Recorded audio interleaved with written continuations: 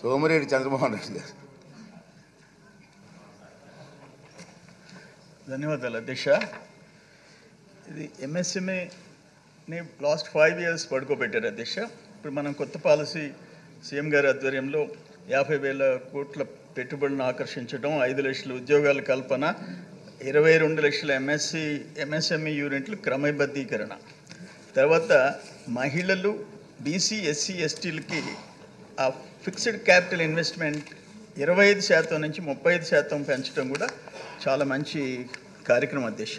నేనేమంటానంటే ఇప్పటికి కూడా మంత్రి గారికి central government schemes almost 19, state government మీరు ఫ్రేమ్ చేసింది గతంలో ఉన్నాయి 11, 30 స్కీమ్స్ ఎంఎస్ఎంఈల కింద పారిశ్రామికవేత్తలను ప్రోత్సహించేదానికి ఉన్నాయి.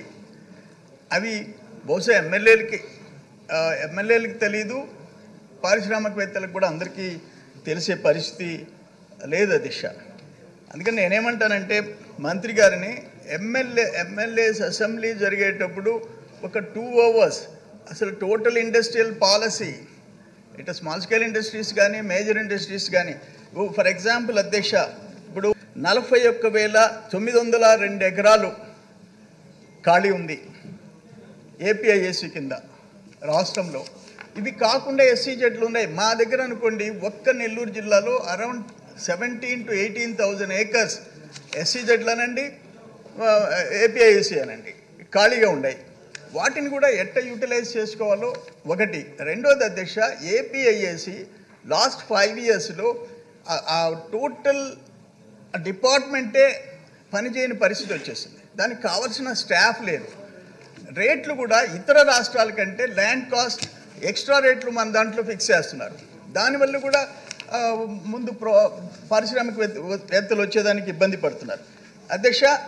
ఒకటి, ఈ క్రెడిట్ గ్యారంటీ స్కీమ్ ఎంఎస్ఎంఈలకి 2 కోట్ల వరకు గ్యారంటీ అవసరం లేదు. ఇవాళ ఎస్ఎల్బీసీలో మీరు ఇప్పుడు 2 కోట్ల నుంచి 5 కోట్లకు పెంచినట్టు మేము తిన్నాం, సంతోషం. అసలు 2 కోట్ల పెట్టుబడికి కూడా గ్యారంటీ లేకుండా బ్యాంకులు అప్పులు ఇవ్వటం లేదు. దాన్ని కూడా మనం సీరియస్గా సమీక్షించాల్సిన అవసరం ఉంది అధ్యక్ష. అందుకని నేనేమంటానంటే ఇప్పుడు ఇక్కడ ఆయన లాస్ట్ టైం గవర్నమెంట్లో ఓ పాలసీ తెచ్చాడు, ఏపీ ఎక్స్పో పాలసీ ఇన్ 2022. ఆ గవర్నమెంట్ టెన్యూర్ కంప్లీట్ అయిపోయింది కానీ గైడ్ లైన్స్ కూడా ఇవ్వలేదు. లాస్ట్ గవర్నమెంట్ అంత ఘోరంగా చేసింది.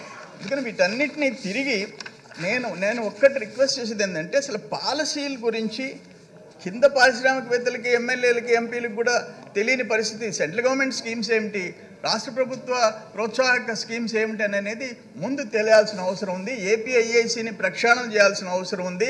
ఆ క్రెడిట్ గ్యారంటీ స్కీమ్ని ఇంప్లిమెంట్ చేయాల్సిన అవసరం ఉంది. ఆ భూముల రేట్లు తగ్గించాల్సిన అవసరం ఉందని మీ ద్వారా నేను విజ్ఞప్తి చేస్తున్నాను అధ్యక్ష.